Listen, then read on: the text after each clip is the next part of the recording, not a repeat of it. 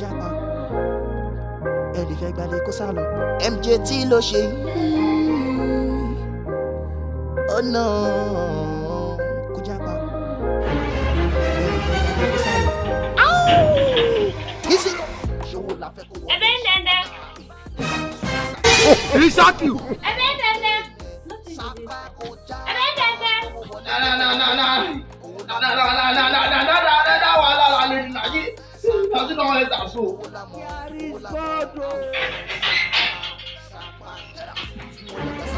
EbiniDende. Thank God I missed you. Good afternoon, ma. EbiniDende, don't beat me. Yeah, welcome to our house and God bless you. EbiniDende, don't beat Think me. say they wise. EbiniDende, don't beat me. Wetin be the good man all about? EbiniDende, wetin I do you? Wetin I do you, EbiniDende? No verse now. Man no vex. EbiniDende, go inside go give me my money. See. You ain't get to do that, so. Work for Baba Kasali, mo ṣe bricklayer amen, Baba 5 days, Baba Kasali don't give me my money. If Baba Kasali don't give me my money for work what I do for that place, I can't give you. Think say they wise. EbiniDende, Ma. that no concern me o. Wetin I know be say today I go collect my money. He shot you. EbiniDende, go inside go give me my money. I beg you now. Maybe make you give me 2 days and a half. 2 days. EbiniDende. And half. EbiniDende. Ma. EbiniDende. Sir. EbiniDende. Brother. Anytime I call you. Anytime I call you. I know the counter. Hey, EbiniDende. Ma. EbiniDende. Sir. No make me mad talk o. I go go. But I go come back. But if I come back, hey, EbiniDende, if I come back, EbiniDende, no go like my color. I will come back. But if I come back, make my money dey ready o. Because if I come back, no give my money. Na there you go know say my real color will be red and black. I dey go. I don't know your real color. I don't see your real face. I don't see your mouth. But you go get the couple. Na wetin wan come make me rent house for this area now. This landlady go, he wicked. Maybe make I enter here, I go make I go. Maybe say no go give me for you. Maybe don't go now. How about Sunday? Ẹ bá mi sọ fún SAPA No, you don't send 150 to my account. Thank you. You see that money when you send give me? I want use that play for my landlord house rent.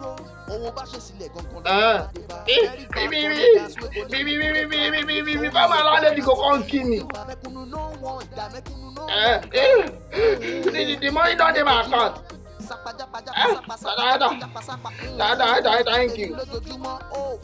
Thank you. Thank you.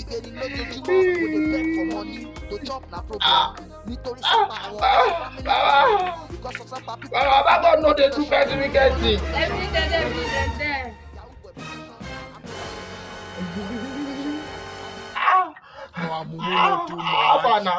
EbiniDende, báwo ni owó tí mo béèrè lọ́wọ́ ẹ? He shot you. Sọ pé You be mumu. Owó wedding, owó aṣọ wedding tí mo béèrè lọ́wọ́ ẹ. na who dey do wedding again? My sister now. Owó aṣọ tèmi 50k. He shot you. 100k now. Then asuma imara gele, one of them ara fila. Ó jẹ́ 150. Ní polórin. No, àwọn sister mi ló máa ṣe gbọ́n yẹn. Tèmi kọ́ ra aṣọ fún ọ̀nà ra aṣọ kára. Nípa màálù. Oh, I'm mumu not too Àwọn sister mi much. ló fẹ́ ṣe gbọ́n yẹn. Owó aṣọ ni mo bẹ̀, owó aṣọ àti gèlè.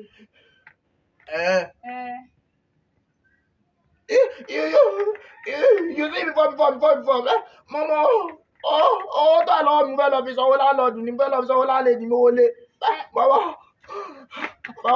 but because of you, I don't go pay again. Thank you. Mumu man. That's why I love you. I kiss me for you.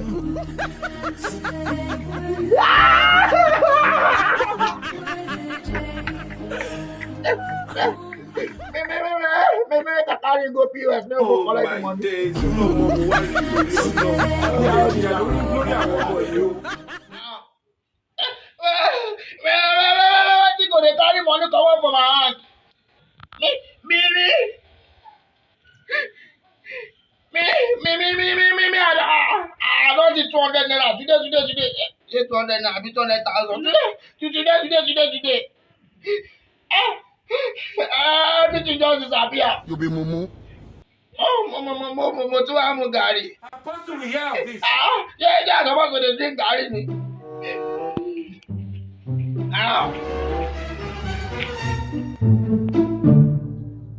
There is God. No.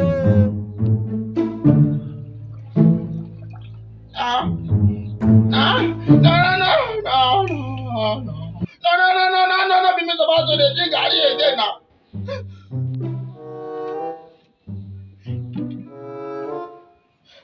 No, be mistake.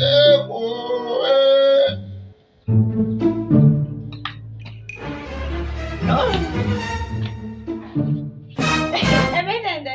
He shot I you. don't know.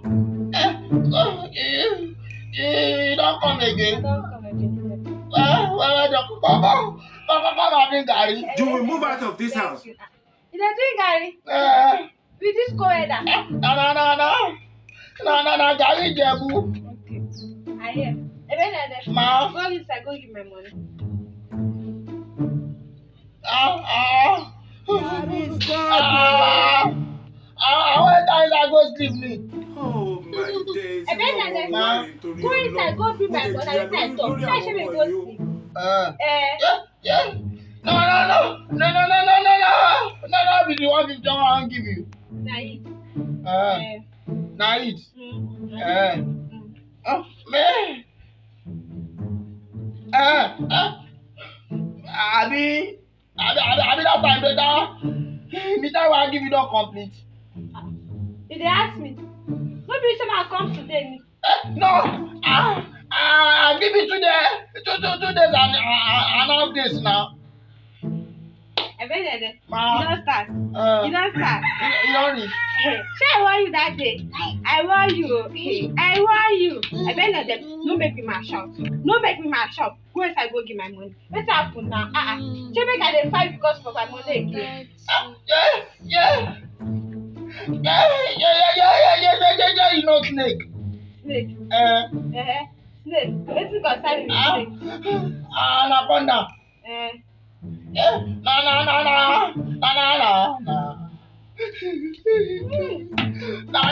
Snake enter my house because swallow one bit. He shot you. You be mumu. EbiniDende. Sir. I hear you. You dey laugh. EbiniDende, go inside, go give my money. Wàhálà ẹ̀ gbọ́. Jòlówó ló tó gbówó mi nínú yàrá mi. EbiniDende. That no concern me o. Whether snake carry your money or you no carry your money, you no concern me. Wetin I know be say, go inside, go give my money.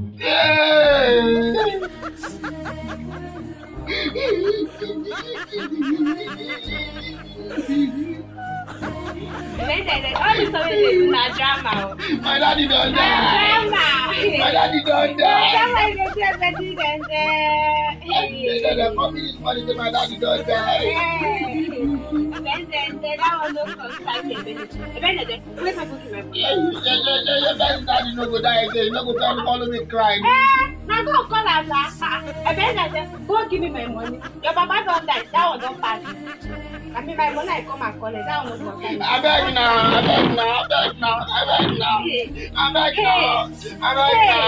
Go give your money now. EbiniDende. Kò yé mi ohun tí ó yé mi ẹ̀ láyé mi. Ǹjẹ́ ó pọ́síbù kí bàbá pọ̀dà kó fọmọ mu? Jẹ́gbọ́ sójọ́ dẹjọ́ jẹ́ǹdẹ́. Ẹ fi sílẹ̀ o jẹ́ǹdẹ́.